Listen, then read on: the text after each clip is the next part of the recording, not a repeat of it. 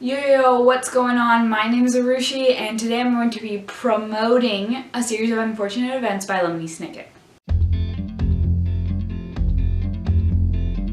So, because this book series is a 13-book series, I'm not going to be going through every single book today. Comment down below if you want to see that. If you don't, I get it too, because nobody ever comments.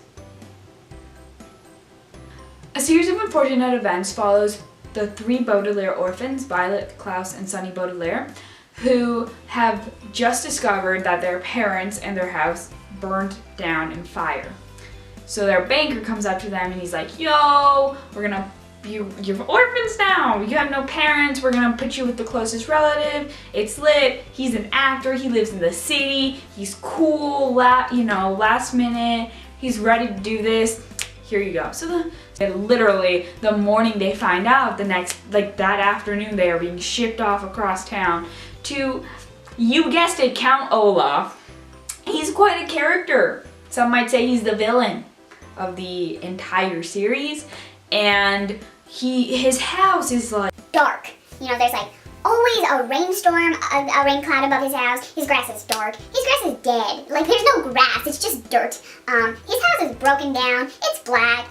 There's empty. There's just piles of dishes. There's so many rats in that house. It is a crazy, crazy, crazy place.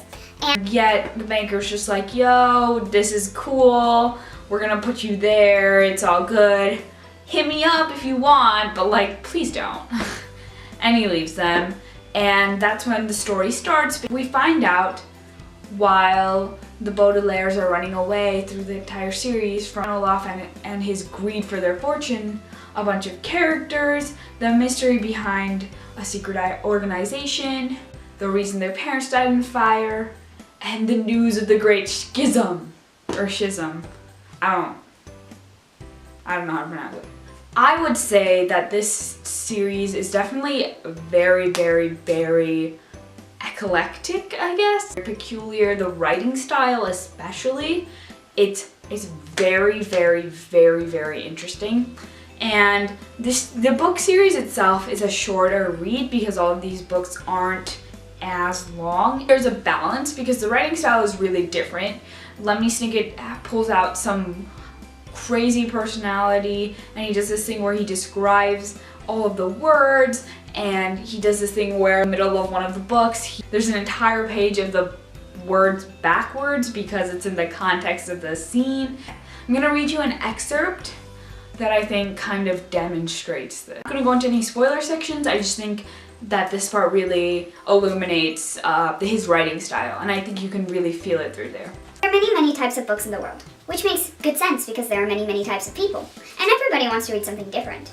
For instance, people who hate stories in which terrible things happen to small children should put this book down immediately. But one type of book that practically no one likes to read is a book about the law. Books about the law are notorious for being very long, very dull, and very difficult to read. This is one reason many lawyers make heaps of money. The money is an incentive. The words incentive here means an offered reward to persuade you to do something you don't want to do. To read long, dull, and difficult books. I feel like that captures the style of Lemony Snicket, and I realize that a lot of people don't write like him because in mostly all of the 13 books the characters meet someone new or a couple of new people. You definitely get attached to a lot of people. There are characters, and there's a wide variety of characters that you can get attached to that have different interests and hobbies and likes and beliefs and just attitudes and personalities and motivations. That's crazy, just how many different types of people there are. And kind of going along with that, there's some really adorable ships that form. You know me, I always talk about ships. I don't think, why are we surprised here? I'm not. There's definitely pairings that happen and you're like, dang, I ship it, I'm dying inside.